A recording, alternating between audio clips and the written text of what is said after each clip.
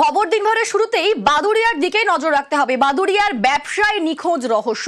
ওড়িশায় গিয়ে নিখোঁজ বাংলার ব্যবসায়ী, 5 লক্ষ টাকা সহ কটক থেকে বেপাত্তা। 7ই সেপ্টেম্বর কটকে বাদুড়িয়ার আনারুল। সপ্তাহ ঘুরলেই হদিশ নেই সেই ব্যবসায়ী। আমাদের সঙ্গে এই মুহূর্তে সরাসরি রয়েছেন প্রতিনিধি অনুপম। অনুপম, এখন অব্দি পুলিশ কি ভাবছে, কি মনে করছে, কোথায় থাকতে পারেন সেই ব্যবসায়ী? তাকে কোথাও কিভাবে অপহরণ করা হয়েছে? তার পরিবার তারা কি বলছে?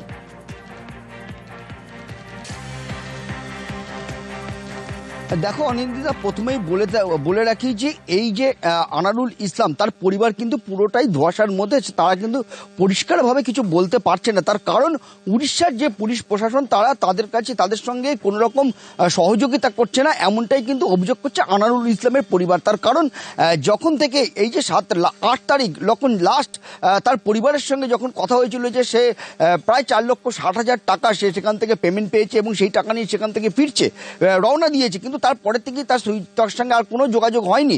এরপর এই আনারুল ইসলামের পরিবার বাদুড়িয়া থানায় যোগাযোগ করে, বাদুড়িয়া থানা মারফত উড়িষ্যা পুলিশ প্রশাসনের কাছে গিয়ে সেখানে অভিযোগ দায়ের করে। কিন্তু তারপরের থেকে কিন্তু কোনো রকম উড়িষ্যা পুলিশ প্রশাসনের সঙ্গে কোনো রকম যোগাযোগ করতে পারছে না, বা উড়িষ্যা পুলিশ প্রশাসন এই পরিবারের সঙ্গে কোনো রকম সহযোগিতা করছে না, এমনটাই কিন্তু অভিযোগ করছে তাদের পরিবার।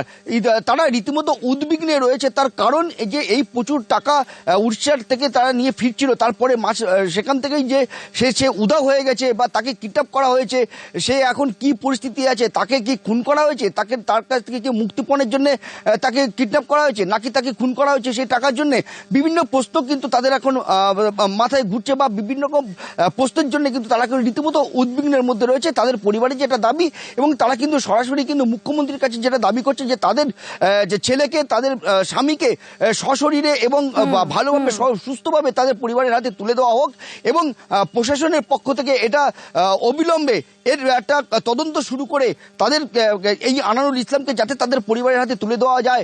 একেবারে সে আর্জি জানাচ্ছেন তার পরিবার। ধন্যবাদ অনুপম। ও উড়িষ্যায় মাল নিয়ে যায়, ওখানে মাল গোডা আড়তে দিয়ে ওখান থেকে বেচা কেনা করে যে টাকাটা দেয় সেই টাকাটা নিয়ে চলে যায়। এদিন মঙ্গলবারের দিন ও ফিরবে, ও 9টা 8:30 থেকে 9টার মধ্যে বাড়ি আসে।